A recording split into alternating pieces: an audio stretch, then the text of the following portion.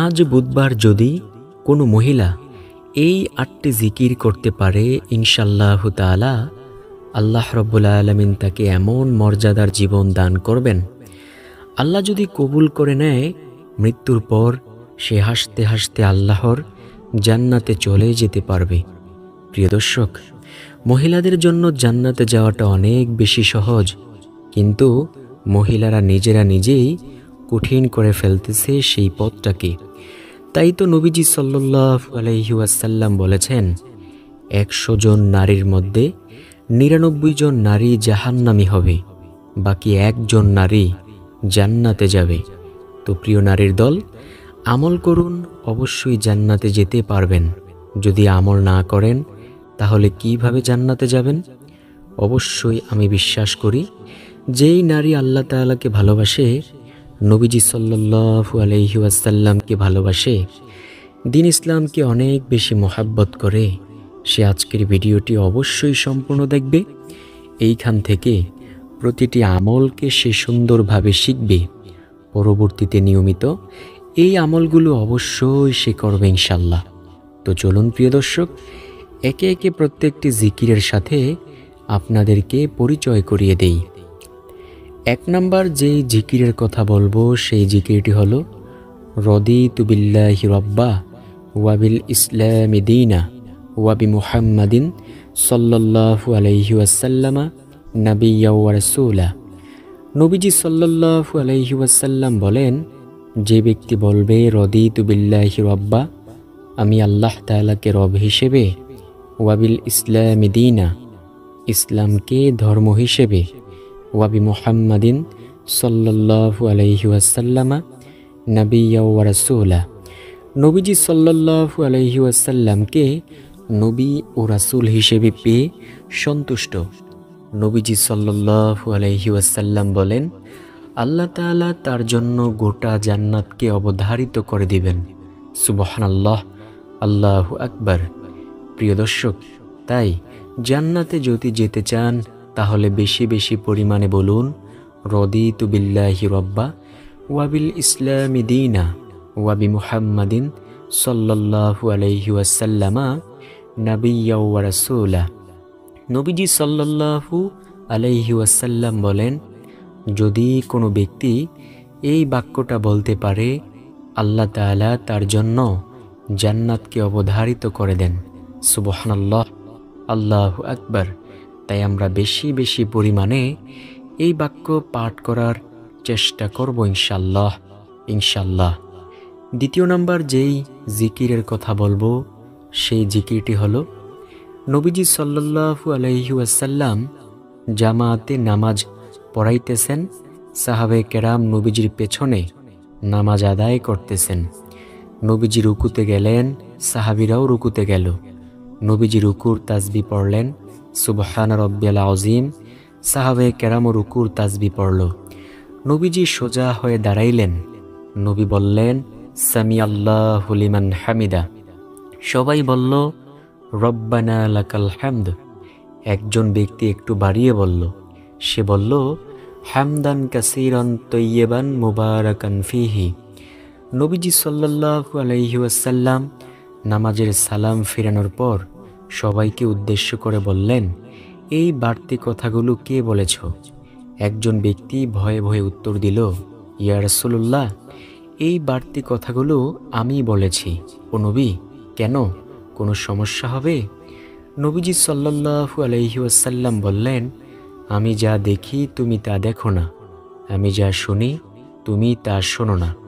আমি দেখলাম তুমি যখন এই বাড়তি কথাগুলো বলেছ, আল্লাহ তাআলার রহমতের ফেরেশতারা আকাশের মধ্যে প্রতিযোগিতা করতেছিল, কে কার আগে তোমার আমলনামায় নেকি লিখবে। সুবহানাল্লাহ, আল্লাহু আকবার। তো প্রিয় দর্শক, আমাদের করণীয় কি? আমরাও যখন নামাজের রুকু থেকে সোজা হয়ে দাঁড়াইব, বলবো সামিআল্লাহু লিমান হামিদা, তারপর বলবো রব্বানা লাকাল হামদ হামদান কাসীরান তাইয়্যিবান মুবারাকান ফীহি। ইনশাআল্লাহ আমাদের আমলনামায় নেক লেখার জন্য আকাশের মধ্যে ফেরেশতারা প্রতিযোগিতা করবে ইনশাআল্লাহ। প্রিয় দর্শক, আপনাদের কাছে একটা প্রশ্ন করি, যে ব্যক্তির আমলনামায় ফেরেশতারা নেক লেখার জন্য প্রতিযোগিতা করে, সে কি জান্নাতি ব্যক্তি নাকি জাহান্নামী ব্যক্তি? অবশ্যই কমেন্টের মাধ্যমে সুন্দরভাবে জানিয়ে দেবেন ইনশাল্লাহ। তবে আমার মন বলে সে জান্নাতি মানুষ। সুবহানাল্লাহ, আল্লাহু আকবার। কারণ জান্নাতি মানুষগুলো চায় বেশি বেশি পরিমাণে আমল করতে। যারা জাহান্নামী মানুষ তারা আমলকে এড়িয়ে চলে, কিন্তু জান্নাতি মানুষগুলো আমলকে অনেক বেশি পছন্দ করে। তো 2 নাম্বার আমল অবশ্যই আমরা বলবো হামদান কাসীরান তয়্যিবান মুবারাকান ফীহি। ইনশাআল্লাহ আকাশের মধ্যে ফেরেশতারা প্রতিযোগিতা করবে কে কার আগে তোমার আমলনামায় নেকি লিখতে থাকবে। সুবহানাল্লাহ, আল্লাহু আকবার। 3 নাম্বার যে জিকিরের কথা বলবো সেই জিকিরটি হলো লা ইলাহা ইল্লাল্লাহ বলা। নবী মূসা আলাইহিস সালাম একদিন আল্লাহ তাআলাকে বললেন, আল্লাহ, আপনি আমাকে এমন একটি কালিমা অথবা বাক্য শিক্ষা দেন তো, যাতে আমি সেই বাক্য দিয়ে আপনাকে ডাকতে পারি। আল্লাহ তাআলা বলেন, ও নবী মূসা, তুমি বলো লা ইলাহা ইল্লাল্লাহ। নবী মূসা আলাইহিস সালাম বললেন, আল্লাহ, আমি চাইলাম আপনার নিকট দামি একটি বাক্য, আর আপনি আমাকে এমন ছোট্ট একটি বাক্যের কথা বললেন। আল্লাহ তাআলা বলেন, ও নবী মূসা, এই বাক্যটাকে তুমি ছোট মনে করিও না। এই বাক্যের ওজন এত বেশি যে সমগ্র সৃষ্টিকুলকে যদি তুমি এক পালায় রেখে এই বাক্যটাকে আরেক পালায় রেখে ওজন দিয়ে দাও, তারপরেও এই বাক্যের ওজনের সমতুল্য হবে না। বুঝতে পেরেছেন প্রিয় দর্শক, কত দামি একটি বাক্য হলো লা ইলাহা ইল্লাল্লাহ। হাসরের মাঠে নবীজি সাল্লাল্লাহু আলাইহি ওয়াসাল্লামকে আল্লাহ তাআলা ডেকে ডেকে বলবেন, ও আমার বন্ধু, আপনি আপনার ওই সমস্ত উম্মতদেরকে লইয়া জান্নাতে প্রবেশ করুন যে তার জীবদ্দশায় বলেছে লা ইলাহা ইল্লাল্লাহ এবং এর উপর ঈমান এনেছে। সুবহানাল্লাহ। প্রিয় দর্শক, তাই আমরা বেশি বেশি পরিমাণে জিকির করব লা ইলাহা ইল্লাল্লাহ। নবীজি সাল্লাল্লাহু আলাইহি ওয়াসাল্লাম বলেন, যার জবানের শেষ কথা হবে লা ইলাহা ইল্লাল্লাহ, সে জান্নাতি হবে। সুবহানাল্লাহ।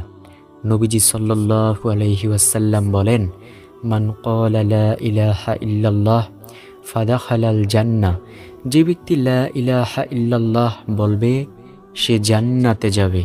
সুবহানাল্লাহ, আল্লাহু আকবার। প্রিয় দর্শক, এই আমলগুলো নবীজির সুন্নতি আমল। নবীজির সুন্নতি আমল করলে কি হয় জানেন? নবীজি সাল্লাল্লাহু আলাইহি ওয়াসাল্লাম হাদিসের মধ্যে ঘোষণা করেন, আমার যেই উম্মত আমার একটি সুন্নতকে মৃত্যু পর্যন্ত আঁকড়িয়ে ধরবে, আল্লাহ তাআলা তাকে এমন সওয়াব দান করবেন, যুদ্ধের ময়দানে শহীদ হওয়া 100 শহীদের সমান মর্তবা আল্লাহ তাআলা তাকে দান করবেন। নবীজির অনেক সুন্নত রয়েছে, তার মধ্যে অন্যতম একটি সুন্নত হলো দস্তরখানের আমল। নবীজি সাল্লাল্লাহু আলাইহি ওয়াসাল্লাম বলেন, ও আমার উম্মতেরা, এই সুন্নতটাকে মৃত্যু পর্যন্ত আঁকড়িয়ে ধরো, আল্লাহ তাআলা তোমাদেরকে এমন সওয়াব দান করবেন, যুদ্ধের ময়দানে শহীদ হওয়া 100 শহীদের সমান সওয়াব দান করবেন। নবীজি সাল্লাল্লাহু আলাইহি ওয়াসাল্লাম এমনটাই বলেছেন। তাই প্রিয় দর্শক, নবীজির সুন্নত মানার চেষ্টা করব ইনশাল্লাহ। একজন নাফরমান মহিলা সে সব সময় একটি সুন্নত মানত, আর সেটা হলো সে একটা দস্তরখান বিছিয়ে তারপর খাবার খাইত। তিনি যখন মৃত্যুবরণ করলেন, তার ঘরের পরিবার লোকজন তাকে স্বপ্নে দেখল। ওই মহিলা বলতেছে, আল্লাহ তাআলা আমাকে ক্ষমা করে দিয়েছে নবীজির ওই সুন্নতি আমলের কারণে। অর্থাৎ ওই যে আমি দুনিয়ায় দস্তরখান বিছিয়ে সব সময় খাবার খাইতাম, সে আমলের কারণে আল্লাহ আমাকে ক্ষমা করে দিয়েছে। সুবহানাল্লাহ।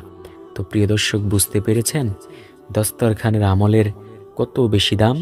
তো আমরা ইনশাল্লাহ বেশি বেশি পরিমাণে বলবো লা ইলাহা ইল্লাল্লাহ। আল্লাহ অবশ্যই আমাদেরকে জান্নাত দান করবেন ইনশাল্লাহ। 4 নাম্বার যেই জিকিরের কথা বলবো সেই জিকিরটি হলো প্রতিদিন বলবেন সুবহানাল্লাহি ওয়ালহামদুলিল্লাহি ওয়ালা ইলাহা ইল্লাল্লাহু আল্লাহু আকবার। নবীজি সাল্লাল্লাহু আলাইহি ওয়াসাল্লাম বলেন, যদি কোনো ব্যক্তি এই বাক্য বলে, আল্লাহ রাব্বুল আলামিন তার গুনাহগুলো এমনভাবে ক্ষমা করে দিবেন যে যেমনইভাবে শীতকালীন সময়ে গাছের পাতাগুলো ঝরে পড়ে যায়। সুবহানাল্লাহ, আল্লাহু আকবার। নবীজি সাল্লাল্লাহু আলাইহি ওয়াসাল্লাম বলেছেন, ও আমার সাহাবে কেরাম শোনো, যদি কোনো ব্যক্তি সুবহানাল্লাহি ওয়ালহামদুলিল্লাহি ওয়ালা ইলাহা ইল্লাল্লাহু ওয়াল্লাহু আকবার এই 4 জিকির একত্রে করতে পারে, যেমনইভাবে শীতকালীন সময়ে গাছের পাতাগুলো ঝরে পড়ে যায়, ঠিক তেমনইভাবে রব্বুল আলামিন তার আমলনামা থেকে গুনাহের ময়লাগুলোকেও ঝেড়ে ফেলে দিবেন। সুবহানাল্লাহ, আল্লাহু আকবার। আবু হুরায়রা রাদিয়াল্লাহু তাআলা আনহু ও নবীজি সাল্লাল্লাহু আলাইহি ওয়াসাল্লাম কোনো এক জায়গায় যাচ্ছেন। নবীজি একটি গাছের ডাল ধরলেন, জোরে ঝাঁকি দিলেন, এতে করে ওই গাছ থেকে কিছু পাতা ঝরে পড়ল। নবীজি সাল্লাল্লাহু আলাইহি ওয়াসাল্লাম বললেন, ও আবু হুরায়রা শোনো, এই যে আমি ঝাঁকি দেওয়ার কারণে গাছ থেকে পাতাগুলো ঝরে পড়ে গেল, ও আবু হুরায়রা, কোনো ব্যক্তি যদি সুবহানাল্লাহি ওয়ালহামদুলিল্লাহি ওয়ালা ইলাহা ইল্লাল্লাহু ওয়াল্লাহু আকবার এই 4 জিকির একত্রে করতে পারে, যেমনইভাবে আমি ঝাঁকি দেওয়ার কারণে গাছ থেকে পাতাগুলো ঝরে পড়ে গেল, ঠিক তেমনইভাবে রব্বুল আলামিন তার আমলনামা থেকেও গুনাহের ময়লাগুলোকে ঝেড়ে ফেলে দিবেন। সুবহানাল্লাহ, আল্লাহু আকবার। তাই প্রিয় দর্শক, আমরা যদি চাই আমাদের গুনাহগুলো আল্লাহ তাআলা ক্ষমা করে দিক, অবশ্যই বেশি বেশি পরিমাণে এই আমলটি করার চেষ্টা করব ইনশাআল্লাহ। 5 নম্বরে যেই জিকিরের কথা বলবো, সেই জিকির সম্পর্কে নবীজি সাল্লাল্লাহু আলাইহি ওয়াসাল্লাম বলেন, তোমরা বেশি বেশি পাঠ করো লা হাওলা ওয়ালা কুওয়াতা ইল্লা বিল্লাহ। নবীজি সাল্লাল্লাহু আলাইহি ওয়াসাল্লাম বলেন, ও আমার সাহাবে কেরাম, তোমরা কি জান্নাতের গুপ্তধনের সন্ধান পেতে চাও? সাহাবে কেরাম তো ছিল আমলের জন্য পাগল পারা। সাহাবে কেরাম বলল, ইয়া রাসূলুল্লাহ, আমরা অবশ্যই জান্নাতের গুপ্তধনের সন্ধান পেতে চাই। নবীজি সাল্লাল্লাহু আলাইহি ওয়াসাল্লাম বলেন, যদি কোনো ব্যক্তি লা হাওলা ওয়ালা কুওয়াতা ইল্লা বিল্লাহ পাঠ করতে পারে, আল্লাহ রাব্বুল আলামিন তাকে জান্নাতের গুপ্তধনের সন্ধান দিয়ে দিবে। তাই প্রিয় দর্শক, আমরা বেশি বেশি পরিমাণে বলবো লা হাওলা ওয়ালা কুওয়াতা ইল্লা বিল্লাহ। প্রিয় নারীর দল, জান্নাতের গুপ্তধনের সন্ধান পেতে চাইলে এই দোয়া অবশ্যই পাঠ করুন। শুনুন, নবীর মেয়ে ফাতিমাকে কি বলেছে। ফাতিমা রাদিয়াল্লাহু তাআলা আনহু একদিন সেজেগুজে তারপর তার বান্ধবীর বাড়িতে বেড়াইতে যাবে এমন ভাব। নবীজি সাল্লাল্লাহু আলাইহি ওয়াসাল্লাম ফাতিমা রাদিয়াল্লাহু তাআলা আনহুকে বললেন, ও ফাতিমা, তুমি নিজেকে নিজে জাহান্নামের আগুন থেকে বাঁচাও। ও ফাতিমা, সেই কবরে যাইয়া যদি তুমি এই পরিচয় দাও যে আমি নবীজি সাল্লাল্লাহু আলাইহি ওয়াসাল্লামের আদরের কন্যা, ও ফাতিমা, এই পরিচয়ে কিন্তু কোনো কাজে আসবে না। ফাতিমা, তুমি নিজেকে নিজে জাহান্নামের আগুন থেকে বাঁচাইয়া তারপর কবরে যাইও। প্রিয় দর্শক, বুঝতে পেরেছেন? নবীজি সাল্লাল্লাহু আলাইহি ওয়াসাল্লাম যদি নবীর মেয়ে ফাতিমা রাদিয়াল্লাহু তাআলা আনহুকে নিয়ে এমন কঠিন কথা বলতে পারে, আমাদের ব্যাপারে, আপনাদের ব্যাপারে নবীজি সাল্লাল্লাহু আলাইহি ওয়াসাল্লাম কেমন কঠিন হবে? তাই আমরা বেশি বেশি পরিমাণে লা হাওলা ওয়ালা কুওয়াতা ইল্লা বিল্লাহ অবশ্যই পাঠ করব। পাঠ করলে কি হবে? নবী বলেন, তোমাদের সর্বপ্রকার বিপদ আপদ আল্লাহ তাআলা দূর করে দিবেন। প্রিয় দর্শক, বিপদ আল্লাহ তাআলাই দিয়ে থাকেন, আবার সেই বিপদ থেকে আল্লাহ তাআলাই রক্ষা করেন। তাই আমরা বেশি বেশি পরিমাণে লা হাওলা ওয়ালা কুওয়াতা ইল্লা বিল্লাহ অবশ্যই পাঠ করব ইনশাআল্লাহ। যুগে যুগে অনেক মানুষ বহু বড় বড় বিপদের সম্মুখীন হয়েছেন। আল্লাহ সেই বিপদ থেকে তাদেরকে রক্ষা করেছেন। আইয়ুব আলাইহিস সালামের অনেক ধন সম্পদ ছিল, তিনি ছিলেন একজন বাদশাহ। শয়তান আল্লাহ তাআলাকে বলল, আল্লাহ, আপনার আয়ুব ধন সম্পদের লোভে ইবাদত করে। আল্লাহ তাআলা বললেন, আমার আয়ুব শুধুমাত্র আমাকে সন্তুষ্ট করার জন্য ইবাদত করে, কারণ আল্লাহ তাআলা তো মানুষের মনের খবর রাখেন। তখন শয়তান বলল, আমি বিশ্বাস করি না। আল্লাহ তাআলা বললেন, ঠিক আছে দেখো। আল্লাহ তাআলা আয়ুব আলাইহিস সালামকে পরীক্ষার মধ্যে ফালাইলেন। তার শরীরের মধ্যে পচন রোগ দিয়ে দিলেন। তার শরীরে অনেক কীড়া হয়ে গেল। অর্থাৎ আমাদের সমাজে দেখবেন বিভিন্ন কুকুর রাস্তা দিয়ে হেঁটে যায়, তাদের শরীরের মধ্যে পচন ধরে যায় এবং সেইখানে কীড়া থাকে, এক প্রকার পোকা। তো আয়ুব আলাইহিস সালামের সারা শরীরের মধ্যে কীড়ায়, সেই পোকায় জর্জরিত হয়ে গেল। সমাজের মানুষ দূর দূর করে আয়ুব আলাইহিস সালামকে তাড়িয়ে দিল। তার সকল শস্য সম্পদ সব কিছু আগুনে বিনষ্ট হয়ে গেল এবং তার সকল স্ত্রীরা, আয়ুব আলাইহিস সালামের অনেকগুলো স্ত্রী ছিল, সেই স্ত্রীরাও তাকে ছেড়ে চলে গেল। সর্বশেষ একজন স্ত্রী তার কাছে ছিল, তার নাম ছিল রহিমা। প্রিয় দর্শক, ওই রহিমা নামক স্ত্রী আয়ুব আলাইহিস সালামের খিদমত করেছেন দীর্ঘ 18 বছর। 18 বছর তার সারা শরীরের মধ্যে কীড়া ছিল। এইবারও তিনি শেষ সময়েও, অর্থাৎ তিনি মৃত্যুর সাথে লড়তেছেন। মৃত্যুর সাথে তো লড়া যায় না, মানে মৃত্যুর মুখে আছেন। তো আল্লাহ তাআলা তাকে সর্বশেষ সফলতা দান করলেন। তার সারা শরীরের কীড়া নিমিষে আল্লাহ তাআলা দূর করে দিলেন। দীর্ঘ 18 বছর কীড়ায় জর্জরিত থাকার পরেও সব সময় আয়ুব আলাইহিস সালাম আল্লাহর কাছে দোয়া করতেন, আল্লাহ, আমার সারা শরীরের মধ্যে তুমি কীড়া দিয়ে দিয়েছো, কিন্তু তুমি আমার জিহ্বার মধ্যে পচন রোগ দিও না। যদি এই জিহ্বার মধ্যে পচন রোগ দিয়ে দাও, তাহলে আমি তোমাকে ডাকতে পারবো না। বুঝতে পেরেছেন প্রিয় দর্শক, ওই নবী কেমন বড় বিপদে পড়েছিলেন। সেই বিপদের সম্মুখীন হওয়ার পরেও তিনি আল্লাহ তাআলাকে ভুলেন নাই। সুবহানাল্লাহ, আল্লাহু আকবার। তো আমরা বেশি বেশি পরিমাণে লা হাওলা ওয়ালা কুওয়াতা ইল্লা বিল্লাহ বলবো ইনশাআল্লাহ। 6 নাম্বার যেই জিকিরের কথা বলবো, সেই জিকিরটি হলো সুবহানাল্লাহ বলা। নবীজি সাল্লাল্লাহু আলাইহি ওয়াসাল্লাম বলেন, যদি কোনো ব্যক্তি একবার সুবহানাল্লাহর আওয়াজ দেয়, আল্লাহ রব্বুল আলামিন 7 আসমান ও 7 জমিনের মধ্যবর্তী যত ফাঁকা জায়গা আছে, সব জায়গাগুলো আল্লাহ তাআলা নেক দিয়ে পরিপূর্ণ করে দেন। সুবহানাল্লাহ, আল্লাহু আকবার। এছাড়াও নবীজি সাল্লাল্লাহু আলাইহি ওয়াসাল্লাম বলেন, যদি কোনো ব্যক্তি একবার সুবহানাল্লাহর আওয়াজ দেয়, রব্বুল আলামিন জান্নাতের মধ্যে একটি বৃক্ষ রোপণ করেন। ওই বৃক্ষের ছায়া এত লম্বা হয় যে দ্রুতগামী ঘোড়া যদি 500 বছর পর্যন্ত দৌড়ায়, তারপরেও সেই বৃক্ষের ছায়া অতিক্রম করতে পারবে না। সুবহানাল্লাহ, আল্লাহু আকবার। 7 নাম্বার যেই জিকিরের কথা বলবো, সেই জিকিরটি হলো লা ইলাহা ইল্লা আনতা সুবহানাকা ইন্নী কুনতু মিনাজ জালিমিন বলা। নবী ইউনূস আলাইহিস সালাম এই দোয়া পাঠ করে মাছের পেট থেকে মুক্তি পেয়েছিলেন। ইনশাআল্লাহ আমরাও যদি এই দোয়া পাঠ করতে পারি, আল্লাহ তাআলা আমাদেরকেও মাছের পেট থেকে মুক্তি করবেন না, আমাদেরকে বড় বড় বিপদ থেকে অবশ্যই রক্ষা করবেন। আবার কাউকে না কাউকে মাছের পেট থেকে মুক্তি করতেও পারেন, কারণ মানুষ কোন সময় কোন বিপদের সম্মুখীন হয় এটা তো কেউ বলতে পারে না। নবী বলেন, পাহাড় পরিমাণ বিপদের সামনে যদি থাকো, তারপরেও তোমরা দোয়া ইউনূস পাঠ করো, আল্লাহ সেই বিপদ থেকে রক্ষা করবেন। 7 নাম্বার যেই জিকিরের কথা বলবো, সেটা হলো আলহামদুলিল্লাহ বলা। আল্লাহ তাআলা বলেন, আলহামদুলিল্লাহর মাধ্যমে বান্দাবান্দির নিয়ামত আমি আরও বাড়িয়ে দেব। তাই যদি নিয়ামত বৃদ্ধি করাইতে চান, আলহামদুলিল্লাহ জিকির বেশি বেশি করুন। সর্বশেষ নাম্বার যেই জিকিরের কথা বলবো, সেই জিকিরটি অনেক বেশি দামি।